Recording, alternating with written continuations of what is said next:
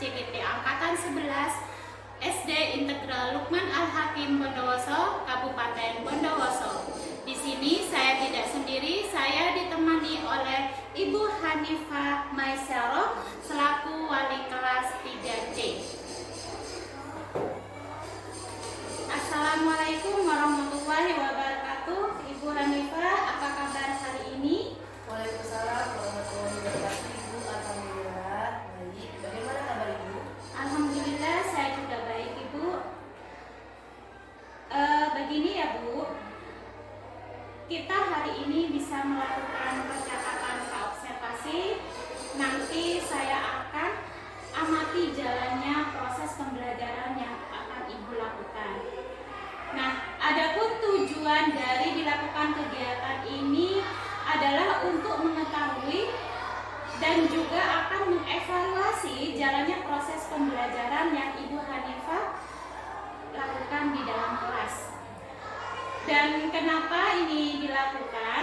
Karena sebagai persiapan awal Ibu nanti sebelum Ibu melakukan kegiatan pembelajaran. Jadi saya mengharapkan dengan adanya praobservasi ini nanti Ibu melakukan pembelajaran itu lebih baik lagi, terus lebih bagus lagi, tentunya lebih siap lagi. Baik dah Ibu, ada beberapa pertanyaan yang ingin saya tanyakan kepada Ibu Hanifah. Yang pertama ini mengenai tujuan pembelajaran. Nah, tujuan pembelajaran apa yang akan Ibu capai pada saat Ibu melakukan pembelajaran nanti di kelas? Untuk tujuan pembelajaran yang akan saya capai kali ini, karena materi yang saya ambil di kelas sebentar lagi itu adalah materi IPAS, yang dimana tujuannya adalah untuk siswa atau peserta didik dapat memahami tentang siklus hidup pada hewan. Oh, jadi tujuan pembelajaran yang ingin Ibu capai yaitu siswa dapat memahami tentang siklus hidup pada hewan. Baik Ibu, saya lanjutkan pertanyaan yang kedua. Bagaimana nih area pengembangan kompetensi yang akan Ibu capai nantinya? Untuk area pengembangan kompetensi yang akan saya capai kali ini itu yang mana ada pengetahuan, di mana pengetahuan ini peserta didik dapat memahami tentang siklus hidup pada hewan. Seperti siklus hidup pada hewan ini ada contohnya hewan hidup yang bermetamorfosis, yang dimana dibagi menjadi dua, ada metamorfosis sempurna dan tidak sempurna. Seperti itu. Jadi area pengembangan kompetensi yang akan Ibu lakukan nanti yaitu nilai pengetahuannya ya Bu ya. Seperti siklus hidup pada hewan yaitu tentang metamorfosisnya, di mana dibagi dua yaitu metamorfosis sempurna dan tidak sempurna. Baik Bu, ini untuk pertanyaan ketiga nih. Saya juga ingin mendengarkan penjelasan dari Ibu Hanifah. Bagaimana rancangan yang akan Ibu laksanakan di kelas, baik itu strateginya, kemudian metodenya, dan juga model pembelajarannya yang nantinya Ibu akan terapkan di kelas. Jadi untuk strategi yang akan saya terapkan kali ini yaitu ada yang dimana strategi pembelajaran berdiferensiasi, terintegrasi KSE atau kompetensi sosial emosional. Ya. Setelah itu untuk metode pembelajarannya, saya itu di sana ada diskusi kelompok, setelah itu penugasan, dan setelah itu di akhir dipresentasikan atau presentasi. Seperti itu. Untuk terakhir model pembelajarannya itu saya menggunakan collaborative learning. Oh, jadi yang akan Ibu lakukan strateginya yaitu pembelajaran berdiferensiasi yang terintegrasi KSE. Terus untuk metodenya yaitu penugasan, diskusi kelompok, kemudian presentasi.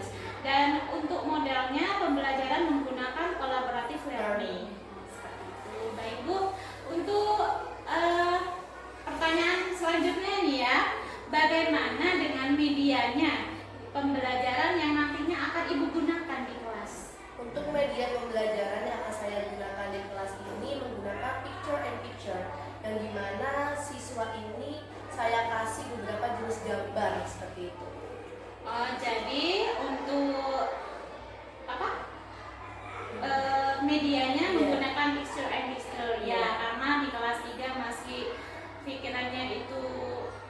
butuh nalar ya Bu ya. Jadi butuh apa?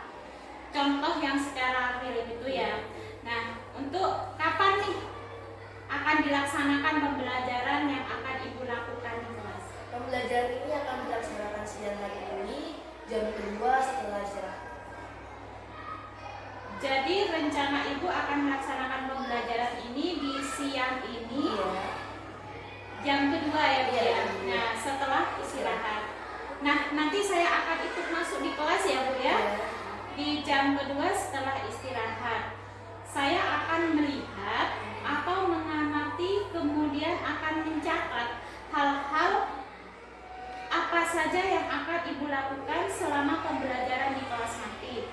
Setelah Ibu selesai melakukan pembelajaran di kelas, kita melakukan kegiatan diskusi lagi. Tapi nama kegiatannya adalah pasca observasi Bu. Sepertinya cukup ini saja ya Bu ya. Terima kasih ya Bu atas waktunya hari ini. Mudah-mudahan pembelajaran nantinya berjalan lancar dan tidak ada halangan apapun. Amin. Terima kasih juga Ibu. Sama-sama.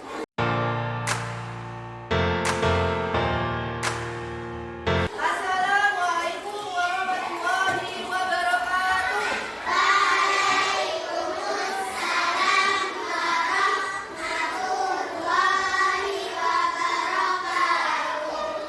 Oke. Sebelum kita memulai pembelajaran, silakan dipimpin ketua kelas doanya. Siap-siap. Siap bacaan. Siap bacaan. Mandi dengan gerak. Mandi dengan gerak.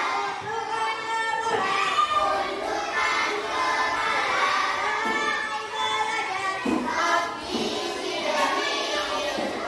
tidak hidup.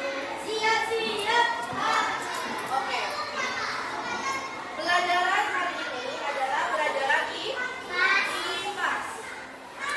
Sebelumnya sudah menanya, ada yang tidak masuk? Siapa? Afif, Yusuf? Ada. Kenapa? Apa? Sakit panas. Oke. Setelah ini ada pembelajaran IPAS. Setelah itu, sebelum itu, saya akan memberikan landasan tauhid terkait pembelajaran pada siang ini. Yang pertama itu adalah mungkin kalian pernah dengar, yaitu manjadah wajadah. Barang siapa yang bersungguh-sungguh maka ia akan berhasil. Mungkin dari kemarin ada yang mengeluh saja, Ustazah IPAS itu susah. Ustazah IPAS itu susah sekali untuk membandingkan antara pertumbuhan dan perkembangan manusia. Nah, intinya cuma satu. Kalau kita bersungguh-sungguh atau bekerja keras, maka kita akan berhasil atau mencapai sesuai dengan target yang kita inginkan. Hari ini kita memulai materi yang baru, tetapi sebelumnya saya mau ceritakan.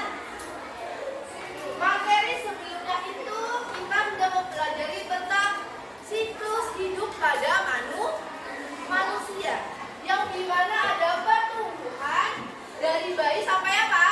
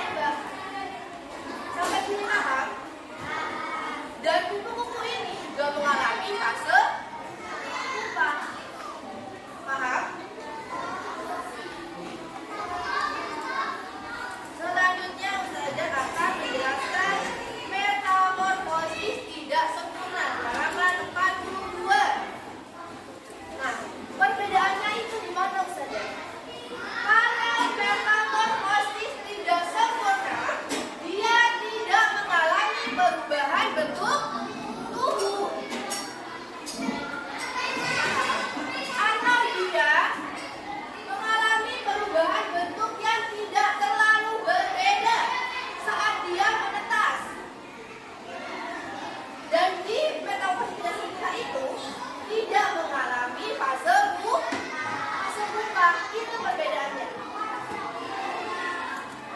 Nah, coba kita lihat lagi di halaman 42.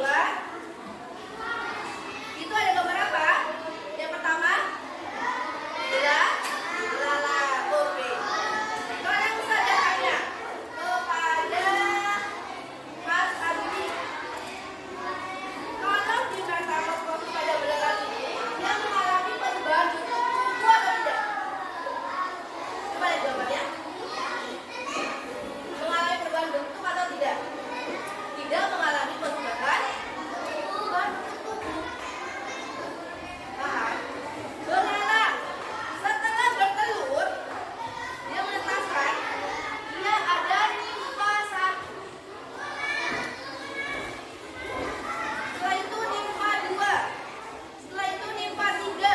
Hingga menjadi belalang dewasa, tetapi tubuhnya sama atau tidak? Sama, hanya berbeda ukuran. Itu yang membedakannya. Nah, hewan yang tidak bermetamorfosis itu adalah hewan yang tidak mengalami perubahan bentuk tubuh. Hanya saja dia mengalami perubahan ukuran. Coba kita lihat di halaman 43. Kucing itu melahirkan, bertelur atau apa? Melahirkan. Benar. Bertelur melahirkan atau melahirkan dan bertelur? Melahirkan. Nah, ketika dia melahirkan, apakah dia mengalami fase pupa? Tidak. Apakah bentuk tubuhnya berbeda? Tidak juga. Bentuk tubuhnya sama dari ketika dia melahirkan. Itulah yang dimaksud dengan hewan yang tidak bermetamorfosis. Sampai di sini paham? Paham? Coba. Saya mau tanya, sebutkan satu contoh dari kelompoknya satu dia. Satu contoh hewan yang tidak bermetamorfosis. Apa? Ayam, boleh. Apakah ayam ketika telurnya menetas dia mengalami perubahan bentuk? Tidak, tetapi hanya mengalami perubahan ukuran. Contohnya ada apa? Kucing. Selain kucing? Boleh. Contohnya Kalia. Tikus. Contohnya Mas Devi. Oke, contohnya Mas Abidi. Apa? Hewan yang tidak bermetamorfosis? Sapi. Apakah sapi bertelur? Hah? Sampai ini paham? Paham? Ada yang ditanyakan? Tadi kalian sudah bisa menyebutkan hewan yang tidak bermetamorfosis. Coba saya tanya. Sebutkan satu contoh hewan lagi yang mengalami metamorfosis tidak sempurna. Ada? Sebutkan satu contoh hewan metamorfosis yang tidak sempurna. Belalang, boleh. Jangkrik, boleh. Kecoa. Ada lagi? Yo, apa Lina? Capung. Kalau misalnya hewan yang bermetamorfosis sempurna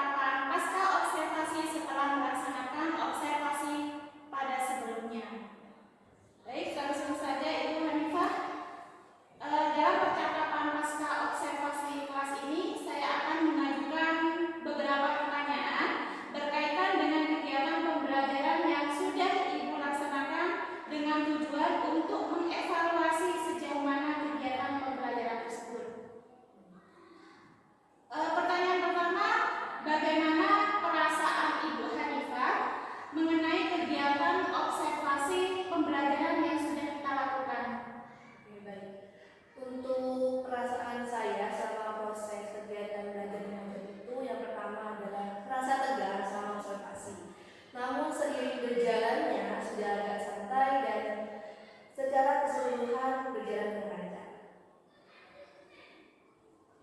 Baik, alhamdulillah ya Ibu Hanifah. Bisa diceritakan kembali nih Bu, area pengembangan yang Ibu lakukan di dalam kelas dan langkah-langkah atau tahap-tahap pembelajaran yang sudah Ibu lakukan kira-kira apa saja? Sesuai dengan kompetensi yang sudah disampaikan di pra-observasi kemarin, itu pertama membuat rencana pembelajaran atau modul ajar, dan yang kedua itu dengan metode diskusi kelompok, setelah itu penugasan, dan yang terakhir itu adalah presentasi. Menurut Ibu Hanifah ini, apakah area pengembangan yang Ibu kembangkan tadi sudah berhasil dengan baik? Secara keseluruhan itu sudah berhasil, namun memang masih ada sedikit kendala. Ini mungkin sudah lazim dialami oleh rekan guru lainnya, yaitu ada beberapa anak yang masih kurang aktif dalam kegiatan pembelajaran. Betul Bu, masalah seperti ini memang lazim dialami oleh guru juga. Lalu apa yang Ibu lakukan dalam mengantisipasi masalah tersebut di kegiatan pembelajaran berikutnya? Memikirkan lagi bagaimana cara agar siswa tertarik dan lebih aktif dalam kegiatan belajar mengajar, dan menggali lagi kebutuhan siswa tersebut, kesiapan siswa, dan lebih prepare dalam membuat asesmen. Dan saya berharap dapat memperbaiki proses pembelajaran agar lebih menyenangkan dan juga siswa lebih aktif. Baik Ibu Hanifah,